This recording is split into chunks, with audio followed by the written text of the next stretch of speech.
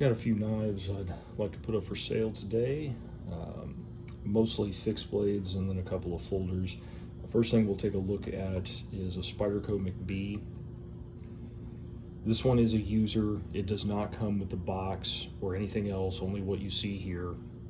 I actually have 4 Spyderco McBees. I really like these knives, but I just can't justify keeping all 4 of them. So this one is, like I said, it's a user. It's going to show some signs of carrying use, but nothing too significant. You may see some like little snail trails and such on the titanium scales.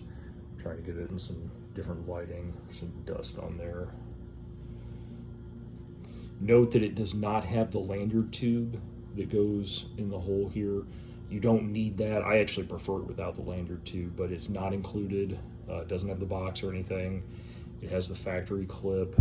You will notice on the factory clip, if I can get the lighting to cooperate here, some marks on the clip. Look right here by the Spyderco emblem. You'll see some light scratches up there.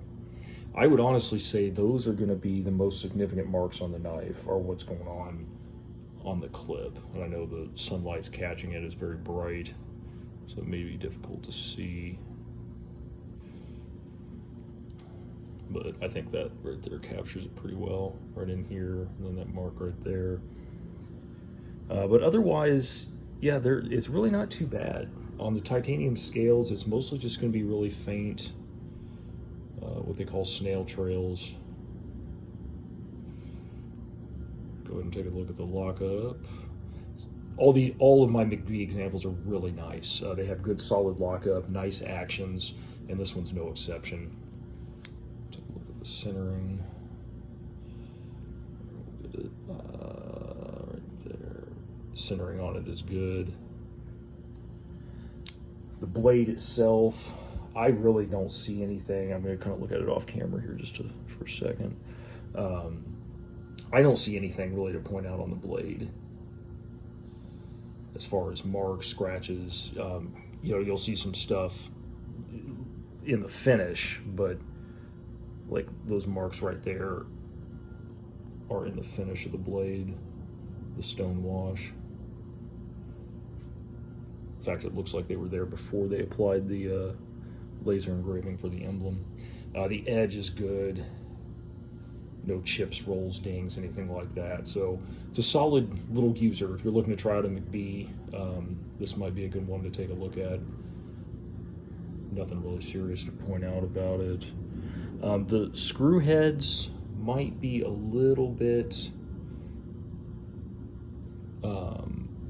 gnarled there. There's some sharp edges there, but I have adjusted this so it's not stripped or anything. But just make note of that. Completely functional, just shows some signs of use there. So Spyderco McBee. The second folder we've got here is a Colonel Coon Trapper. I don't really know a lot about this knife. I got it in a group of traditional knives that I bought. I don't really have a use for it. It's got very pretty scales. I think they're maple, maybe. I honestly just don't remember. I don't have a lot of info about this knife. I would say that it has not been carried or used, but I bought it secondhand, so I can't guarantee that. But you'll see some marks on the blade, but you'll often see these on traditional knives.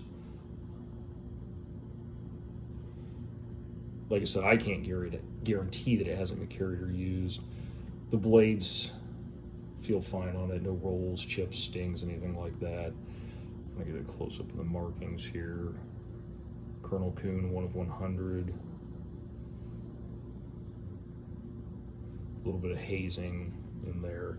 Some hazing on the bolsters.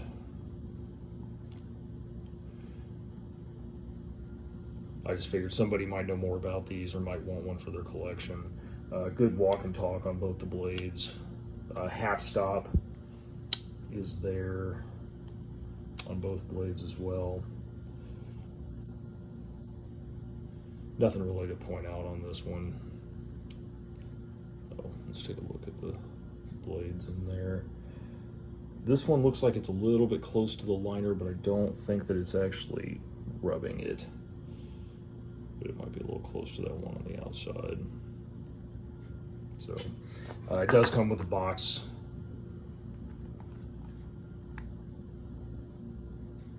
Made in the USA. There you go. 420 stainless, nickel silver bolsters and brass liners. So that's that guy. Now we'll take a look at the fixed blade daggers I've got here. This one is a Benchmade fixed Infidel 133. It does come with what you see here, the factory box, little manual, and then the sheath and the knife. I got this one in a trade, and I haven't carried it or anything. I have some other daggers that I carry sometimes, and I just don't think I'm going to get any use out of this one. There are some marks and such on this. The edges on it, I would say, are factory. They feel like factory Benchmade edges. No chips, rolls, dings, anything like that. Really nothing too significant to point out.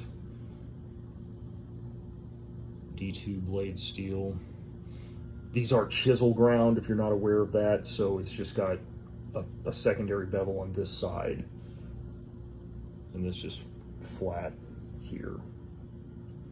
Now this one, the most significant thing that's going to be on this knife is there is some speckling right in here.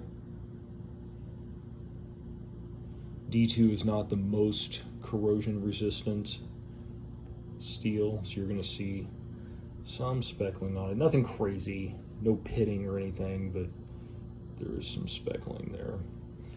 The scales look pretty good. These are aluminum anodized scales from Benchmade, and they tend to collect dust and stuff pretty easily. But I have not carried or used this. I would say that it may have seen some, but not much. But I'd call it a light user if I were pressed to give it a condition grade.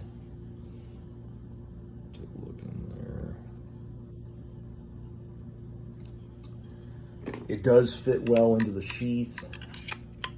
It's got good retention without the strap. And do note that the strap does have a cut on it, but even if that strap weren't there, this thing's going to be fine without it. I have a couple of daggers that have like this rubber strap, and I never even use it. I have like a zero tolerance 0150. Yeah, there you can take a look at the sheath. It has some marks there on the clip.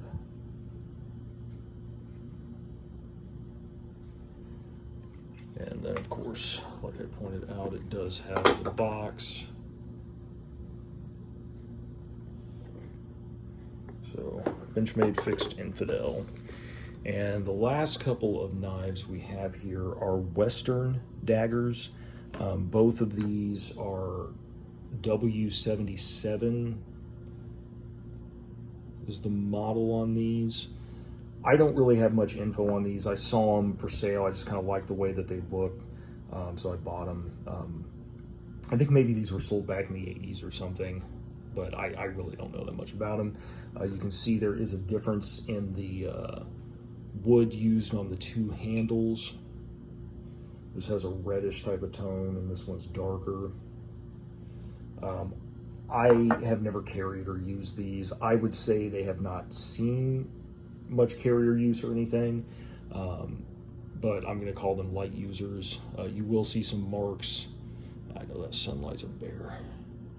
You'll see some light marks there. There, you can get them on the flats, but nothing real significant. Take a look around it here.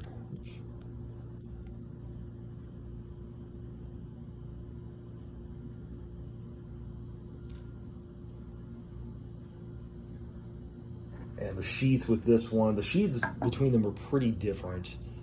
So this one, it does have a little light tear in the surface of the leather right there. Some marks on it. But for this one, the knife just slips in. It's actually got pretty decent retention. I would guess from this little metal bar that's kind of bent inwards is what keeps it in there. But you do that, and I mean, it didn't even move. So it's actually got decent retention on this. We'll take a look at the other one.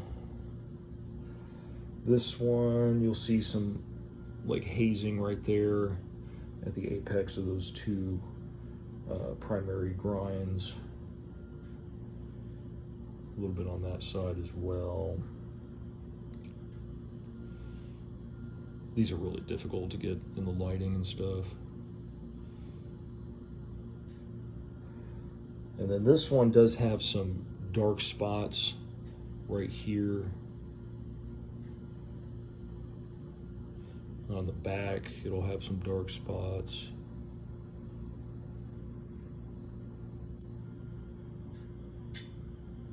And on this side. So all around the metal for the tang, it'll have some spotting there. Kind of catches on a fingernail. And with this one, sheath is a little different. Keep hitting that magnification. So it actually has a little snap for retention here. But even when that's snapped, it can actually come out. So just be aware of that. So I think that pretty much sums them up.